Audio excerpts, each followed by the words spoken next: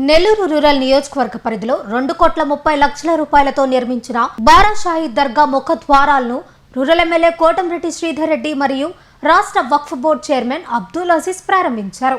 ఈ సందర్భంగా ఎమ్మెల్యే మాట్లాడుతూ దర్గా అభివృద్ధికి నిరంతరం కృషి చేస్తామని తెలిపారు. రాష్ట్ర ముఖ్యమంత్రి నారా చంద్రబాబు నాయుడు, ఉప ముఖ్యమంత్రి పవన్ కళ్యాణ్ సహకారంతో మరింత అభివృద్ధి చేస్తామని తెలిపారు. కుల మతాలకు అతీతంగా రొట్టెల పండుగ జరిగే ఈ దర్గాను పుణ్యక్షేత్రంగా అభివృద్ధి చేస్తామని వక్ఫ్ బోర్డు చైర్మన్ అబ్దుల్ అజీజ్ తెలిపారు. కార్యక్రమంలో డిప్యూటీ మేయర్ సయ్యద్ తహసీన్, ముస్లిం నాయకులు మరియు ముస్లిం మత పెద్దలు తదితరులు పాల్గొన్నారు.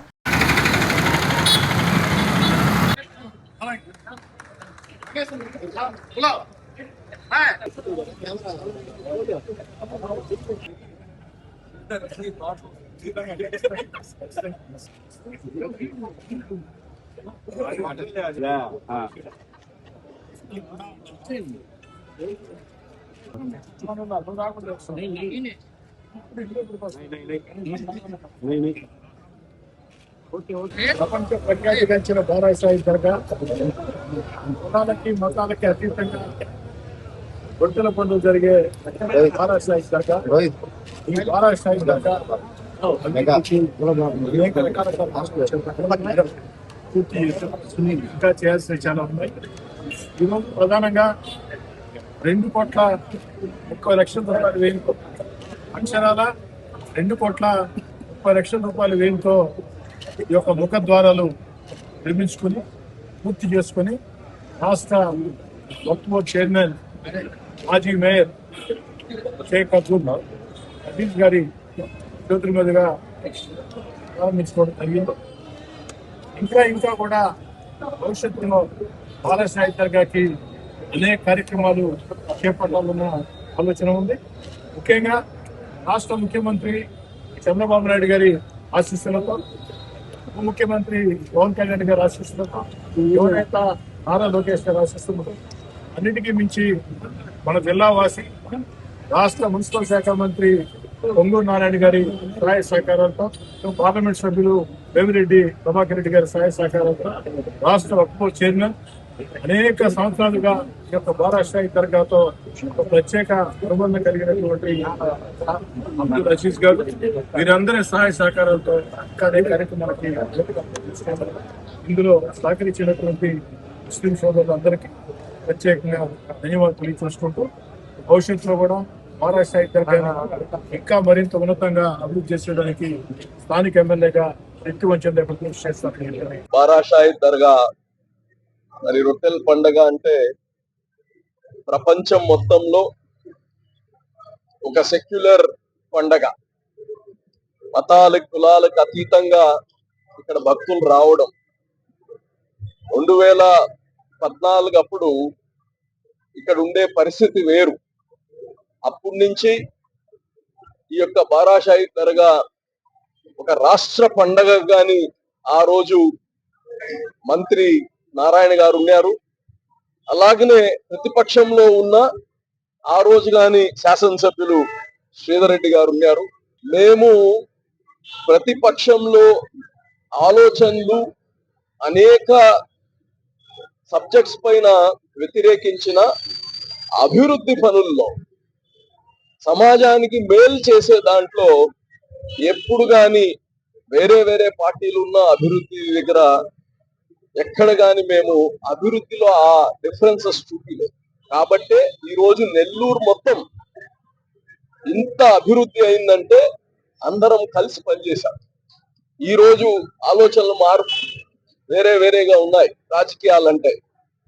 అయితే ఏది ఏమున్నా ఆ రోజు నుంచి ఈ రోజు దాకా అనేక స్టేజెస్ లో ఘాట్ కట్టాము.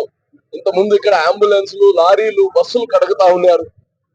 మంచి టాయిలెట్స్ కట్టాము. తర్వాత మంచి ఈద్గా కట్టేటప్పుడు శ్రీధర్ రెడ్డి ఈద్గా కట్టారు. గతంలో వైఎస్ఆర్ ప్రభుత్వం ఇక్కడ మేము మంచి కన్వెన్షన్ లాగా పెద్ద ఈ ఈద్గాకి ఒక షెల్టర్ వేయాలనుకున్నాము. దాని పిల్లర్స్ గాని వేసాం. తర్వాత జగన్మోహన్ రెడ్డి గారికి మనసు రాలే దానికి డబ్బులు ఇవ్వడానికి. ఆ సమయంలోనే శ్రీధర్ రెడ్డి అక్కడ వ్యతిరేకించి కానీ ఇక్కడికి రావడం జరిగింది. సో అదే విధంగా ఈరోజు అది ఏదైతే పని ఆగిపోయిందో దానికి 2 phases లో చేస్తున్నాం.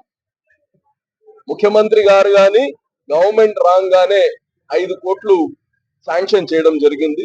మళ్ళా శ్రీధర్ రెడ్డి నేను ఇద్దరం నారాయణ గారితో మాట్లాడి 5 కోట్లతో చేస్తే మళ్ళా పని సగం జరగదు కాదు అంటే టోటల్ ప్రాజెక్టు 18 కోట్లు అవుతుంది. 18 కోట్లు. ఒక షాహీ మస్జిద్ ఒకటి కడుతున్నాము. అలాగనే ఈ యొక్క ఈద్గా మొత్తం గాని ప్రతి సంవత్సరం ఇక్కడ మనకు 3 పండుగలు చేస్తున్నాం. రంజాన్ చేస్తాము, మళ్ళా రొట్టెల పండుగ చేస్తాము, బక్రీద్ చేస్తాము. దీని వ్యయము మున్సిపల్ కార్పొరేషన్ పైన ఎక్కువ అయిపోతా ఉంది. కాబట్టి సెల్ఫ్ సస్టైన్ అవ్వాలనే ఆలోచనతో దాన్ని 18 కోట్లు అవుతుంది. ఫస్ట్ ఫేజు ఈ రోజే ఇందాకే శ్రీధర్ రెడ్డి గారి ఆఫీస్ పోతే ఆ 8 కోట్ల ఎదిగాని శాంక్షన్ వచ్చేసిందని చెప్పారు. నేను కానీ ఈఎన్సీ వాళ్ళందరితో ఫాలో అప్ చేసి క్లియర్ చేశాము. అది ఇమీడియట్ గా ఇప్పుడు టెండర్లు కానీ పిలుస్తాము, అది చేస్తాము. దాంతో పాటు సెంట్రల్ గవర్నమెంట్ తో కలిసి పిఎంజేవికే అనే స్కీమ్ లో 60-40% సెంట్రల్ గవర్నమెంట్ ఒక 60%, స్టేట్ గవర్నమెంట్ ఒక 40% పెట్టి బ్యాలెన్స్ 10 కోట్ల పని కానీ కలెక్టర్ గారితో మాట్లాడాము, అది పంపిస్తున్నాం. అది కానీ చేస్తాము. ఇదే కాదు, బారాషాహి దర్గా సెల్ఫ్ సస్టైన్ అవ్వాలంటే దీనికి కమర్షియల్ కాంప్లెక్సెస్ కావాలి. అది కానీ శ్రీధర్ రెడ్డి గారితో కూర్చొని మేము ఒక ప్లాన్ చేసి ఇక్కడ ఈ యొక్క ఇన్స్టిట్యూషన్ వేరే ఆధారపడకుండా ఆర్థికంగా సెల్ఫ్ సస్టైన్ అయ్యేటట్టు కానీ దీన్ని తయారు చేస్తామని కానీ తెలియజేస్తూ, మరి ఈ అన్ని పనులు ఒక్క రోజులో అయిపోయే కాదు, దీని దఫాల వారీగా కంప్లీట్ గా మా హయాంలోనే దేవుడి దయ వల్ల దీన్ని పూర్తి చేస్తామని కానీ తెలియజేస్తాం. శ్రీ వరసిద్ధ వినాయక సుబ్రహ్మణ్యేశ్వర పార్వతీ సమేత బ్రహ్మేశ్వరాలయం నూతన రాజగోపుర శిఖర కలిస ప్రతిష్ఠ మహా కుంభాభిషేక మహోత్సవ ఆహ్వానం. నారాయణ ఇంజనీరింగ్ కాలేజీ ప్రక్కన, హరినాథపురం, నెల్లూరు. ఏప్రిల్ 10వ తేదీ నుండి 12వ తేదీ వరకు మహావైభవంగా జరుగును. శ్రీ శ్రీ శ్రీ శంకర విజయేంద్ర సరస్వతి మహాస్వామి వారి ఉత్తరాధికారి శ్రీ శ్రీ శ్రీ శ్రీ సత్యచంద్ర శేఖరేంద్ర సరస్వతి స్వామివారి దివ్యాశీస్సులతో ప్రతిష్ఠా కార్యక్రమం ఏప్రిల్ 12వ తేదీ ఉదయం 6 గంటల నుండి 7 గంటల 41 నిమిషాలలోగా శ్రీ వరసిద్ధ వినాయక సుబ్రహ్మణ్యేశ్వర పార్వతీ సమేత బ్రహ్మేశ్వరాలయం నూతన రాజగోపుర శిఖర కలిస ప్రతిష్ఠ మహా కుంభాభిషేకం. రాజగోపుర ప్రతిష్ఠాపకులు బ్రహ్మశ్రీ నూతలపాటి సుబ్బయ్య శాస్త్రి గారు.